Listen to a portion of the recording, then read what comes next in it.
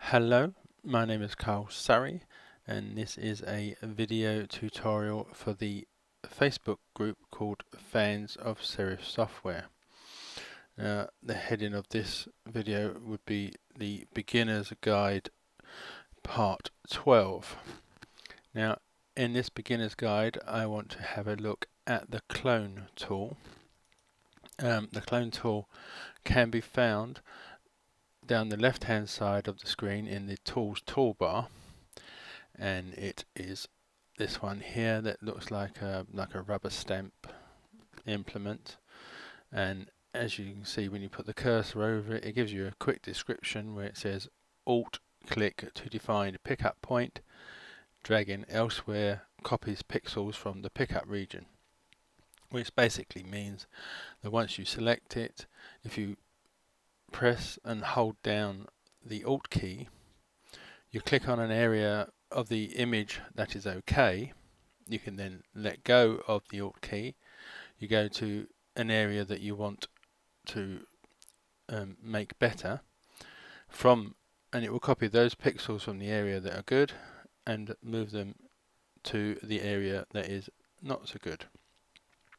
So this image which I took where I live in Walton, as you can see on this post here, there's this rather distracting blue paint or whatever, I don't know what it is, but it does make the overall picture, I think that makes that area like distracting because you can't help but see that blue area. So that is what I'm going to be cloning out. So I will zoom in. It's easier to do if you're zooming in. I'll zoom into about there, and I will then select the clone tool. Now the clone tool now has its own options which run along the top of the screen. The first one is normal, which is the blend mode, which is set by default to normal. There are all the blend modes that you get with layers, but I've never really had a need to do that, change them, so I've always left mine on normal. Next we have the opacity. Now it sets the opacity of the brush. You could go anywhere from 100%, which is like a solid copy of the area. Not copy of the area will be copied like 100%, but it will be drawn where you want it at 100%, which sometimes can be a bit harsh. So I keep mine roughly on about 50%, so I can click once or twice or so just to gradually build up to make it how I want it. The next option along the top is the brush size. If you click inside, there's this little square with a black dot in it. It opens up the brush options. There are lots, like the brush tool, there's lots of different various options you can use, but for me the only one I ever really change is the hardness. You can have a very hard brush, or you can have a soft brush. But again, I keep mine on the 50% area, so you get the best of both worlds. But if I do change it, that's invariably the only change that I ever really make. So I'll just click OK to leave that where it was. The next one is the brush size. Again, I don't know if you can see this little round circle, but it is quite small. You can increase the brush size. Like the brush tool, you can use the keyboard shortcuts of the square brackets. The left square bracket will decrease the size, and the right square bracket will increase the size of the area that you want to clone. I always try and keep it fairly small, so I want to sort of copy or clone an area similar to like the size of part of the area that I want to clone out. So rather than try and do the whole bit, which you could try and do, I prefer to do it in stages. So I'll leave mine at 65, but again, rather than using the keyboard, you can alter the size by this slide here, or the up and down arrow there. And the next option along the top is the flow rate, which is how fast the paintbrush will paint the pixels onto the area. I keep mine at 100%. I've never really noticed that much difference between it, so I've just left it 100% all the time. Similarly, the airbrush option, which is toggles between a normal and airbrush finish for a pressure sensitive fill. I've never really had much call to change it, so I've never added the airbrush option. Now, aligned toggles between tracking or resetting to origin between brush strokes. Now, what this means is if I say I clone from this area here and then copied those pixels from there to there, if I move down and clone the next bit, the cloning area will also move down with me. So if I then kept cloning all the way down here, the cloning area will move down with me. So it does. You do have to keep an eye on this, because if, let's say for example, I cloned from this area over here to copy there, that was okay. But if I then followed this round, when I got to this area and clone and clicked on here, it would be cloning from this blue sky area, because the clone area will follow with me. So you obviously don't want to clone the blue sky into this area. So you could sort of turn that off, which would mean you would then have to clone a new area every time you want to use it. On the whole, if you think ahead about where you want to clone from, you are okay leaving it ticked. Right, the next option is use all layers. Now, this is pretty self-explanatory, but it says toggle between selecting areas on all or only active areas.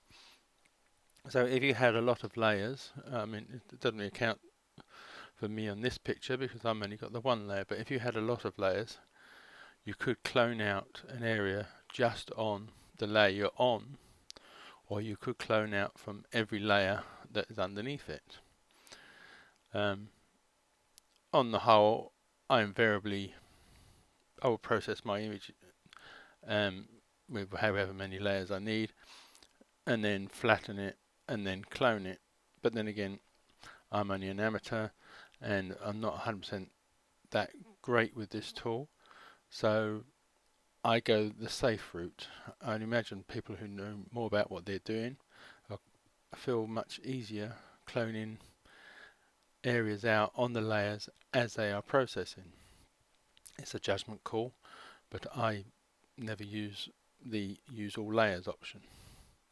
And the preview is just, you can see how it's working while you're going or not. I leave mine on. So to start off, we are going to find an area to clone from. Now, like if you remember, I said hold down the Alt key, so I'm going to place it about here. Hold down the Alt key and click. You won't see, as you can see now, wherever I move this, the inside the circle is that area I cloned from. And then I'm going to place it over the area I want to replace. Click once. So this is, like I said, this is only set at 50%, so I'll click again and maybe even a third time. So you can see that that is now gone.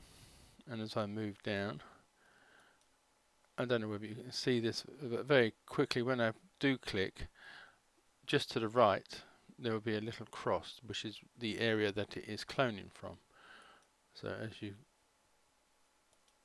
can see, I hope, it is following me down as I clone. You can at any time you can change the cloning area by just coming somewhere else, holding down the Alt key again, clicking, and now we are cloning from a different area. This is not a good idea. It is a good idea to change your cloning point. Otherwise, you're just going to keep getting repeat patterns everywhere, which is something which is almost just as obvious as having the area you want to remove. So I'm going to try here. Just hold down the Alt key, click, and then come across and do some various clicking. And obviously, you don't necessarily have to do 100% or 2 or 3 clicks in the same place all the time, because you could vary the look and feel just by the different opacities as much as you are doing different areas to clone from. So I will pick an area. So this is what I mean. If you can see this on this circle of the brush, if I actually clone there now, it will be cloning from an area to the right, which is the blue sky, which is what you wouldn't want, which is why you would need, if I wanted to clone something off of this right hand side, I would then have to change my cloning area from somewhere on the left. But I will hold down the Alt key from here, click, so it's now going to clone from all the way over there to give me a different texture to the ones I was using. So it does fool the eye into not seeing repeat patterns, which is, it wouldn't be, this obviously in this particular case it wouldn't show up so much because one, I'm zoomed in and it'd be less noticeable when I zoom out. But if it was like a pattern on a dress, for example, you would have to be careful where you're cloning from and where you're cloning to, that the pattern doesn't go too far away from what the eye will easily perceive, if that makes sense. I'll start a new area to clone from. So if I zoom out now, that is now a lot less noticeable. There is probably a little bit just down here. I zoom in a little bit just to get rid of some of that blue tint. I will select a new area by pressing the Alt key.